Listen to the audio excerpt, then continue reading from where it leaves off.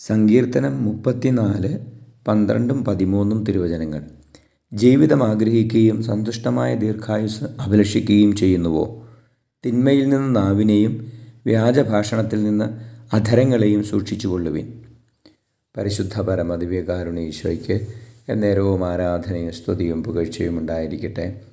ഈശോയെ നന്ദി, ആരാധന, സ്തുതി, ആരാധന. Hallelujah, hallelujah, hallelujah. ഈശോയെ, അങ്ങയുടെ സ്നേഹത്തിൽ ഞങ്ങളെ പൊതിയണമേ എന്ന് പ്രാർത്ഥിക്കുകയാണ്. കർത്താവേ, ഞങ്ങളുടെ ആയുസ്സിൻ്റെ ബലം ഞങ്ങളുടെ നാവിൻ്റെ വിശുദ്ധിയാണ് ഞങ്ങൾ തിരിച്ചറിയുന്നു. ഞങ്ങളുടെ നാവിനെ വിശുദ്ധിയിൽ സൂക്ഷിക്കുവാൻ, തിന്മ സംസാരിക്കാതിരിക്കുവാൻ, വ്യാജ സംഭാഷണത്തിൽ ഇടപെടാതിരിക്കുവാൻ ഞങ്ങളെ സഹായിക്കണമേ. ഞങ്ങളുടെ നാവിനെയും ഹൃദയങ്ങളെയും വിശുദ്ധീകരിക്കണമേ.